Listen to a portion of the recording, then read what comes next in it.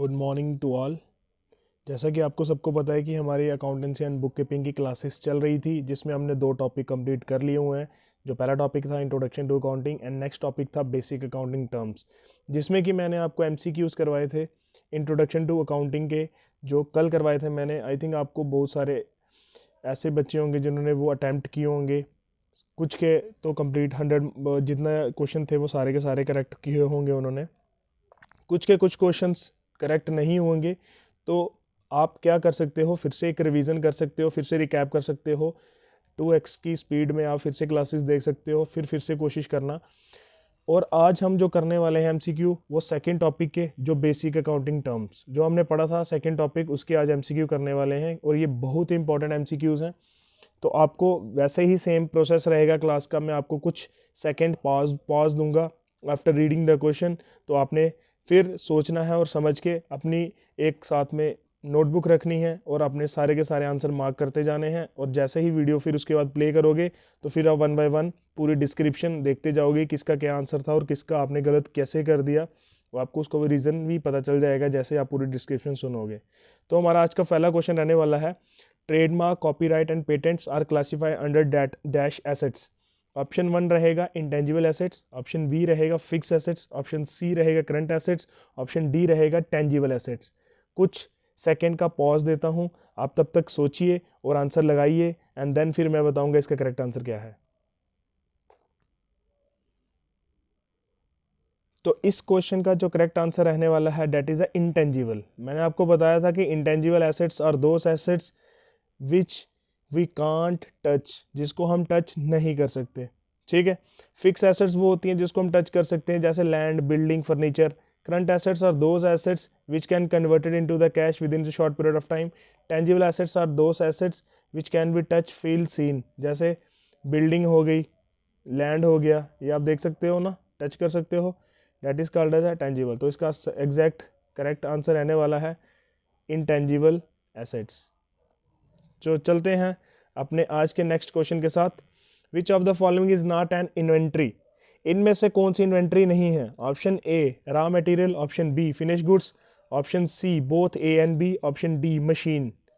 आपको टाइम देता हूं 5 to 6 सेकेंड्स, सोचिए फिर आंसर मार्क कीजिए। तो इसका जो एग्जैक्ट एंड करेक्ट आंसर रहने वाला है डेट इज़ अ मशीन। आपको सबको पता है कि हमने बेसिक अकाउंटिंग टर्म्स में पढ़ी थी इन्वेंट्री क्या होती है। इन्वेंट्री के अंदर रॉ मटेरियल भी आता था, फिनिश गुड्स भी आते थे, वो ये दोनों उसी के पार्ट हैं। तो मशीन जो है वो इसका पार्ट नहीं है। आज का क्वेश्चन नंबर 3 रहने वाला है, dash refers to anything that has an economic value attached it. कहता है कि ऐसी कौन सी इनमें से चीज़ है जिसमें जिसके साथ इकोनॉमिक वैल्यू अटैच रहती है। Option A asset, option B liability, option C expenses, option D profit. तो कुछ सोचिए समझिए और फिर आंसर लगाइए।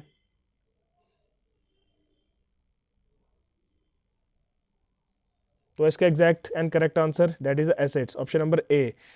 एसेट ही है ऐसी चीज होती है जिसके साथ कोई ना कोई इकोनॉमिक वैल्यू अटैच रहती है। Option 4, question number 4, expenses incurred to start a business is called as is a. Option A fictitious assets, option B fix assets, option C current assets, option D liability. कहते हैं कि जब हम business start करते हैं, जो incurred business start करने से पहले, जैसे आप लाइसेंस ले रहे हो, परमिशंस ले रहे हो, एनओसीज ले रहे हो, वो सारे खर्चे, उसको कौन से एसेट्स बोलते हैं? मैंने ये पढ़ाया हुआ आपको, जो प्रीवियस क्लास थी उसमें पढ़ाया हुआ है मैंने बेसिक अकाउंटिंग टर्म्स में। अगर नहीं देखी है तो पहले वीडियो देख के फिर आप ये क्वेश्चन अटैम्प्ट करना, अदरवाइज आपको लगेगा हमें कुछ नहीं आता।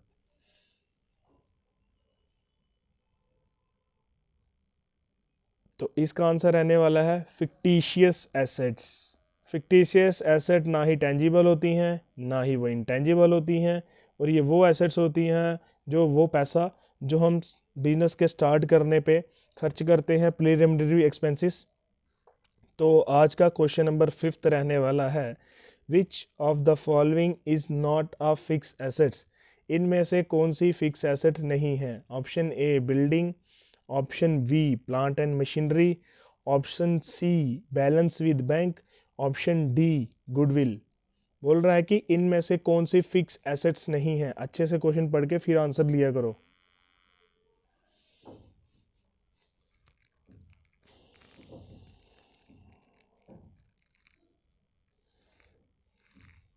तो राइट आंसर रहने वाला है balance with bank. Balance with bank जो होता है वो हमारा करंट एसेट का पार्ट होता है, वो हमारा फिक्स एसेट का पार्ट नहीं होता। ठीक है, बाकी बिल्डिंग हमारी फिक्स एसेट है, प्लांट एंड मशीनरी भी है एंड गुडविल भी है। ठीक है, नेक्स्ट रहने वाला है क्वेश्चन, नेक्स्ट क्वेश्चन हमारा रहने वाला है the nature of capital is, capital का नेचर क्या होता है। क्वेश्चन नंबर 6, अच्छे से ध्यान से आंसर कीजिए। ऑप्शन पहला वाला रहने वाला है एन एसेट्स, ऑप्शन बी रहने वाला है अ लाइबिलिटी, ऑप्शन सी रहने वाला है एन इनकम, ऑप्शन डी रहने वाला है एन एक्सपेंसिस। तो ध्यान से इसका आंसर कीजिए।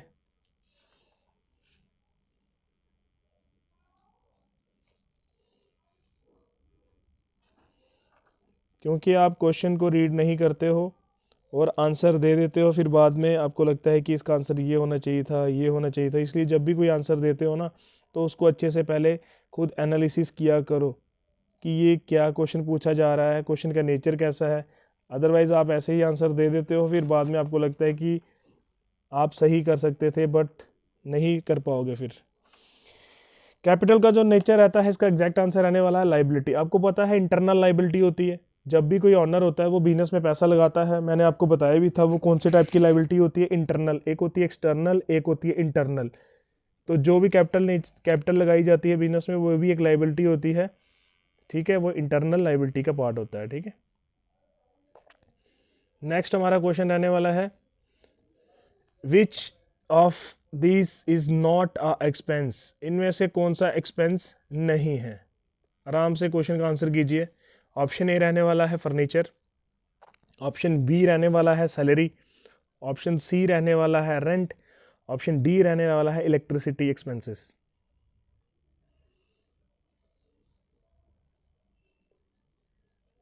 तो इसका एग्जैक्ट आंसर रहने वाला है कि इनमें से कौन सा एक्सपेंस नहीं है। जो फर्नीचर हम खरीदते हैं वो हमारी एसेट होती है, वो हमारा एक्सपेंस नहीं है, ये हमारा कैपिटल एक्सपेंडिचर होता है। मैंने आपको बताया था कि अगर हम कोई भी लाइबिलिटी इंकर्ड करते हैं कोई एसेट खरीदने के बाद, तो उसको हम क्या कहते हैं, कैपिटल एक्सपेंडिचर, उसको हम एक्सपेंस नहीं कहते। ठीक है, बाकी जितने भी हैं डेली नेचर के एक्सपेंस हैं जो हमारे बिजनेस रन करने में हमें हेल्प करते हैं। क्वेश्चन नंबर 8 आज का रहने वाला है which of the following are goods, इनमें से कौन से गुड्स माने जाएंगे। Option A machine purchase manufacture for resale, furniture purchased for sale, book and stationery purchase by a book seller, all of the above. अच्छे से सोचिए और इसको आंसर कोड कीजिए कि इसका आंसर क्या होगा।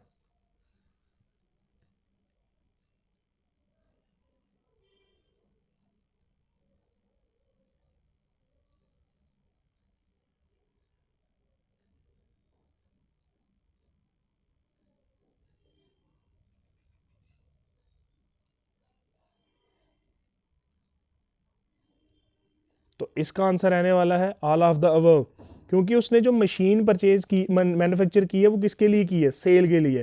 अगर कोई चीज़ वो सेल के लिए मैन्युफैक्चर कर रहा है तो वो उसका गुड्स माना जाएगा। ठीक है, अगर उसने फर्नीचर खरीदा हुआ है फॉर सेल, अगर वो फर्नीचर उसने पर्सनल बिजनेस के यूज़ के लिए मंगाया होता तो हम उसको गुड्स नहीं मानते। ठीक है, books and stationery purchase by book seller, कहता है कि बुक्स एंड स्टेशनरी परचेज किया है बुक सेलर ने। भाई बुक सेलर का मतलब उसका काम ही किस में डील करना है, बुक्स स्टेशनरी में डील करता, तो वो भी उसके लिए गुड्स हुए। तो इसका आंसर रहने वाला है all of the above. I think आपको ये क्लियर हो गया होगा।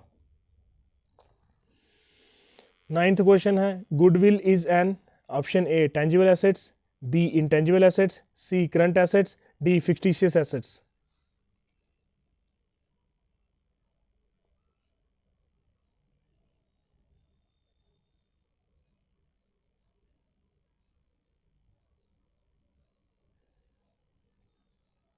तो इसका एग्जैक्ट आंसर रहने वाला है जो गुडविल हमारी होती है वो हमारी इंटेंजिबल एसेट्स होती हैं। ठीक है, जो हम जिसको टच नहीं कर सकते बट इसको फील कर सकते हैं। ठीक है, out of the following which one is the intangible assets, वो बोलता है कि इनमें से बताओ इंटेंजिबल एसेट्स कौन सी है।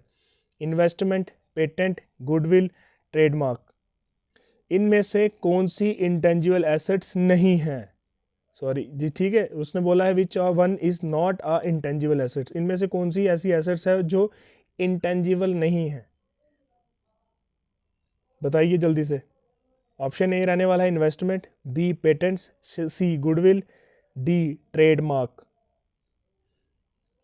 तो इस क्वेश्चन का जो राइट आंसर रहने वाला है दैट इज़ द इन्वेस्टमेंट। आपको सबको पता है कि मैंने जब बेसिक अकाउंटिंग टर्म्स पढ़ाई थी उसमें ये बताया था कि जो पेटेंट होती है वो भी हमारी इंटेंजिबल एसेट्स होती है, गुडविल भी हमारी इंटेंजिबल है एंड ट्रेडमार्क भी इंटेंजिबल है, क्योंकि हम इसको टच नहीं कर सकते, इसको हम फील कर सकते हैं, इसलिए जो इसका आंसर रहने वाला है इन्वेस्टमेंट।